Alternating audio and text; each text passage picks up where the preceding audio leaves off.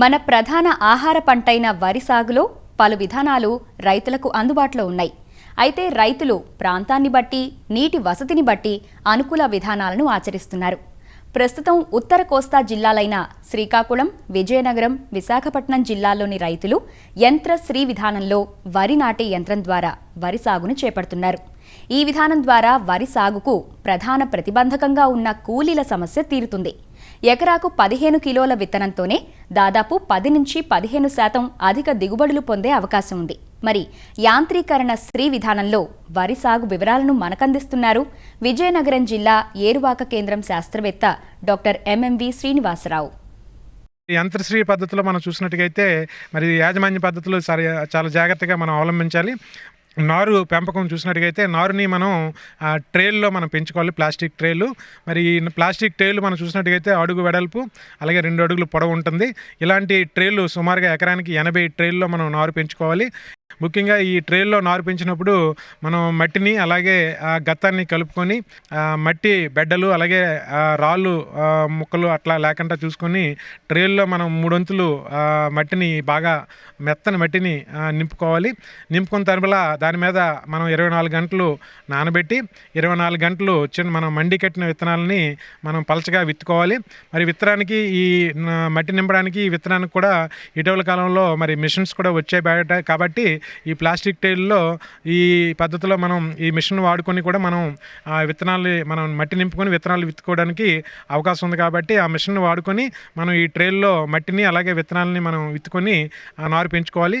మరి ముఖ్యంగా ఈ నారు మనం పెంచుకునేటప్పుడు విత్తనాలు విత్తిన తర్వాత ఒక 2 నుంచి 3 రోజులు ట్రేల మీద పలచగా గడ్డి పరుచుకోవాలి. లేదా కొబ్బరి కమ్మలైనా వేసుకొని రోజ్ క్యాన్తో మనం ఈ నీరుని ఒక 2-3 రోజుల్లో నీరు పోసుకునేటట్టుగైతే విత్తనాలు మొలుస్తాయి.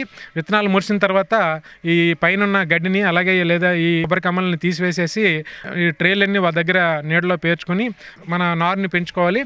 మరి నారుని పెంచుకునేటప్పుడు కూడా చాలా జాగ్రత్తలు తీసుకోవాలి. ఎందుకంటే దగ్గర విత్తనం నారు మొక్కలు ఉండడం వల్ల కాంపిటీషన్ ఎక్కువ ఉంటుంది. కాబట్టి మరి ఈ విత్తనాలు మొలకెత్తిన తర్వాత ఎక్కడైతే మనకి నారు తెల్లగా అయిపోతున్న పరిస్థితులు గమనించి లేదా నారు ఎండిపోతున్న పరిస్థితులు గమనించి మనం నీరు పెట్టుకుంటూ మధ్యలో మనం ఈ 2% DAPని మనం పిచికా చేసినట్టుగైతే నారు బలిష్టంగా తయారయ్యి అలాగే ముదుర ఆకుపచ్చ రంగులో ఉండి మరి బాగా తయారవుతుంది.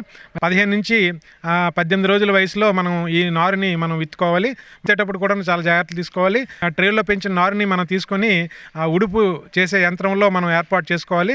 ఉడుపు చేసే యంత్రంలో మనకి స్లాట్స్ లాగా ఇస్తాడు.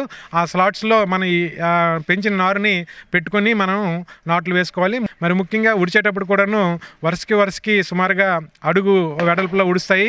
అంటే 30 సెంటీమీటర్ల దూరంలో వరుసకి ఉంటాయి. అలాగే మనకి సుమారుగా మనం 14 సెంటీమీటర్ల నుంచి 21 సెంటీమీటర్ దూరంలో నాట్లో వేసుకోవడానికి అనువుగా మనకి ఏర్పాట్లు ఉంటాయి. కాబట్టి తక్కువ కాలమరింద రకాలు మనం చూసినట్టుగైతే 14 సెంటీమీటర్లోని అలాగే మధ్యకాల రకాలు చూసినట్టుగైతే 16 నుంచి 21 సెంటీమీటర్ దూరంలో మనం ఉడిచినట్టుగైతే మనకి మొక్కల సాంద్రత బాగా వస్తుంది. మరి అలాగే మనం ఈ పద్ధతిలో కూడా చూసినట్టుగైతే కలుపు యాజమాన్యం కూడా మనం చేపట్టాలి.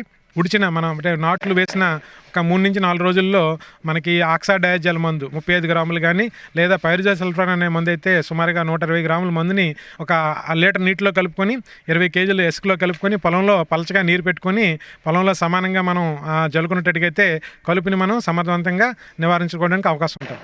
అట్లాగే మరి ఈ పద్ధతిలో మనం సేంద్రియ ఎరువులు అలాగే రసాయన ఎరువులు కూడా మనం సిఫార్సు చేసిన మోతాదులో వాడుకుంటే మంచిది. దమ్ము చేసే ముందర మనం ఈ పచ్చిరొట్ట పంటని మనం వేసుకున్నట్టుగైతే పచ్చిరొట్ట పంటని పొలంలో దమ్ము చేసి కలిదుని అలాగే మనం సిఫార్సు చేసిన ఏదైతే రసాయన ఎరువులు ఉన్నాయో అవి జాగ్రత్తగా వాడుకునేటట్టుగైతే మంచి దిగుబడి రావడానికి అవకాశం ఉంటుంది.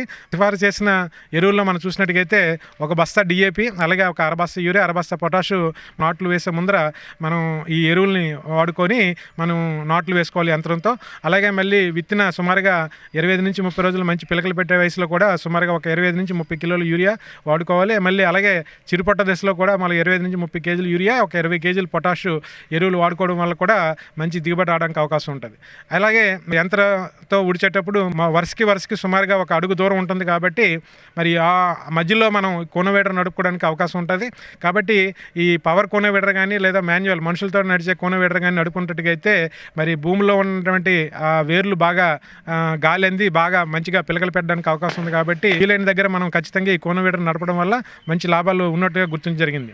అలాగే మరి ముఖ్యంగా నీటి యాజమాన్యం చూసినట్టుగైతే మనం ఇప్పుడు కూడా పొలంలో మనం పిలకలు పెట్టే దశ వరకు కూడా మనం ఆరుదలగా ఆ పొలాన్ని మనం యాజమాన్యం చేపట్టాలి.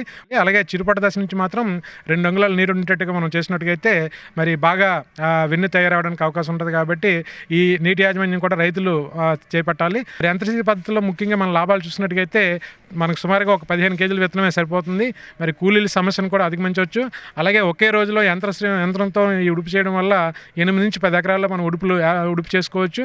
అలాగే మరి ముఖ్యంగా దిగుబడి చూసినట్టుగైతే 15 నుంచి 20% అధిక దిగుబడి నమోదు చేస్తున్నాము. అలాగే ఈ యంత్రాలు ఏవైతే ఉన్నాయో అన్నీ కూడా మనం వ్యవసాయ శాఖ ద్వారా రైతు మీద కూడా అందిస్తున్నారు. కాబట్టి ఈ రైతు మీద అందించే ఈ ఉడుపు చేసే యంత్రాలని రైతులు కొనుగోలు చేసి యంత్రశ్రీ పద్ధతి అవలంబించి మంచి దిగుబడులు పొందుతారని సూచిస్తున్నాం.